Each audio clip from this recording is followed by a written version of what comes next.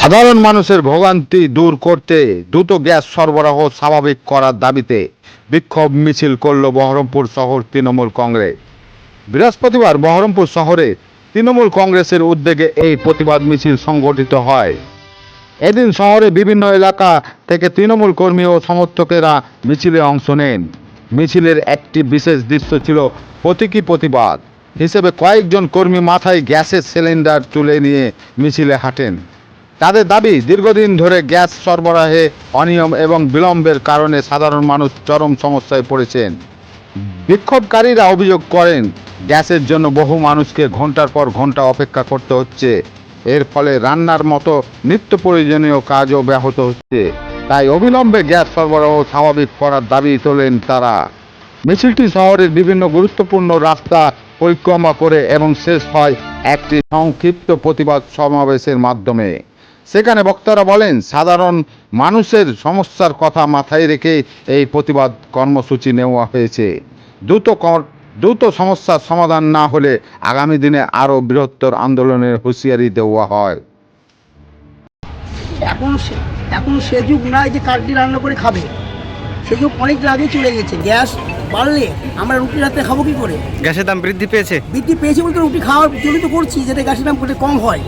আচ্ছা, মাথায় নিয়ে আজকে এখানে কেন? মাথা নিয়ে এই কারণেই আছে যে গ্যাসের দামটা কম করে প্রতিবাদ জানাচ্ছেন, তাই তো? যাতে বিজেপি সরকার গ্যাসের দামটা কম করে দেয়, কেন্দ্র সরকার। আচ্ছা, গ্যাসটা আমাদের নিয়েছে। আচ্ছা, প্রতিবাদ জানাচ্ছেন। এমন একটা জিনিস যে সন্ধ্যে লাগলেই লোকের দরকার, সকালেই দরকার। সেই জিনিসে বললে ও খাট এত কেন বাড়াচ্ছে কি গ্যাসের দাম? বাড়াচ্ছে কেন্দ্র সরকার, কেন বাড়াবে?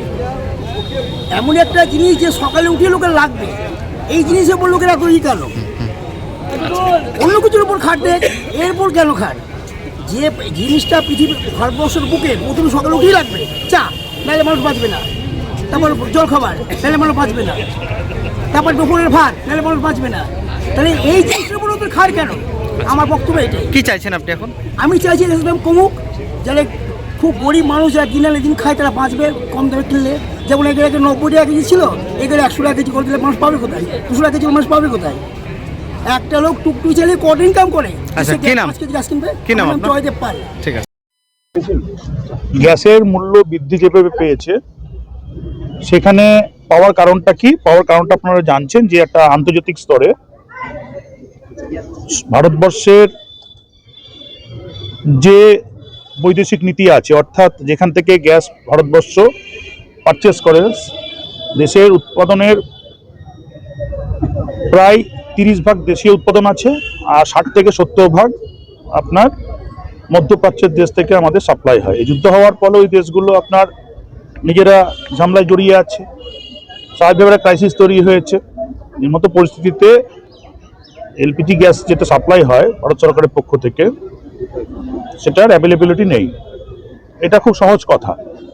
আমরা এখানে ক্রাইসিস হতেই পারে, কিন্তু আমরা জানি যখন যে কোনো ডিজাস্টার হয়, বিশেষ করে বন্যা হোক, খরা হোক, তারপর আপনার অতিবৃষ্টি হোক, অনাবৃষ্টি হোক, সেই জায়গা থেকে আপনার অতিবৃষ্টি অনাবৃষ্টি থেকে আরম্ভ করে সেই জায়গা থেকে আপনার একটা ক্রাইসিস হয়। কিন্তু তার আগে থেকে একটা অ্যাডভান্স একটা স্টোরিং থাকে, অর্থাৎ একটা মজুদ কিছু ব্যাপার থাকে। কারণ দেশের মানুষের অবস্থা কথা চিন্তা করে দেশের মানুষ যে কোনো পরিস্থিতি, যে কোনো জায়গায় একটা বিপজ্জনক অবস্থায় পড়তে পারে। সেই জন্য যে কোনো জিনিসের একটা এমার্জেন্সি বলে ব্যাপার আছে। এমার্জেন্সি একটা মজুদ ঘর তৈরি হয় এবং সেখানে আপনার সেইখান থেকে এই যে ক্রাইসিস টাইমটাকে এটাকে সাপ্লাই করা হয়। তো এখানে আমাদের নেত্রী প্রশ্ন করেছেন যে যেখানে ইরান এবং ইসরায়েলের যুদ্ধ চলছে, যেখানে আমেরিকা জড়িয়ে আছে, যেখানে আপনার রাশিয়ার সঙ্গে একটা ইন্টারনালি তেল নিয়ে একটা চুক্তি হয়েছে, এবং সেখানে যেহেতু একটা ওই বলয়টা, মধ্যপ্রাচ্যের বলয়টা একটা খুব যুদ্ধ সময়কালীন পরিস্থিতিতে সবকিছুতে ক্রাইসিস হতে পারে। সেই জায়গায় দাঁড়িয়ে এটাতে একটা যুদ্ধটা আগেই শুরু হয়েছিল।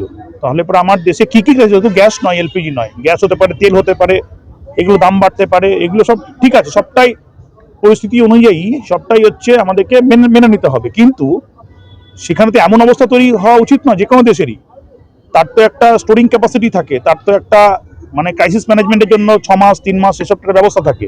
সেই ব্যবস্থাটা কই? এর আগে দেখলাম যখন পেহেলগাঁও যুদ্ধ হলো তখন প্রতিরক্ষা দপ্তরে কি অবস্থা ভারতবর্ষের প্রতিরক্ষা ডিপার্টমেন্টের, যেখানে মিলিটারিদেরকে ভেদ করে পাকিস্তানি জঙ্গিরা এসে মেরে চলে গেল পেহেলগাঁও। উল্টো দিক থেকে যখন আক্রমণ হলো ভারত সরকারের পক্ষ থেকে, তখনও দেখলাম যে পাকিস্তান যে ড্রোনগুলো ইউজ করলো, ভারতের যে পরিকাঠামো, ভারতের যে উইপেন্স, সেগুলো খুব একটা বেশি ওখানে কার্যকরী হলো না। এই কারণে হলো না কারণ আমরা তার যেগুলো নিউজ রেকর্ডিং যেগুলো দেখলাম, সেগুলোতে একটা জিনিস মনে হলো যে ভারত সরকারের কাছে হয়তো প্রতিরক্ষা যে সরঞ্জাম সেটা পর্যাপ্ত নেই। তো বিজেপি সরকার আমাদেরকে তাহলে কি দেবে? ক্রাইসিস ম্যানেজমেন্ট করতে পারবে না, প্রতিরক্ষায় আমাদেরকে রক্ষা করতে পারবে না, তারপর হচ্ছে অন্তর্দেশীয় ব্যবস্থায় আমাদেরকে ঠিকভাবে রুজি রুটি দিতে পারবে না।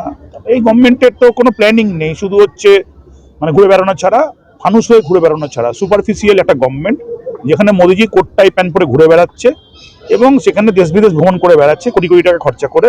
আলটিমেটলি তার কোনো এফেক্টিভ রেজাল্ট নেই। এই যে আমাদের আজকে এলপিজি গ্যাস দিয়ে সেটা প্রমাণিত হচ্ছে। সেখানে আমরা করেছি আজকে এইখানটায় প্রতিবাদে মিছিল। হ্যাঁ, প্রতিবাদে মিছিল।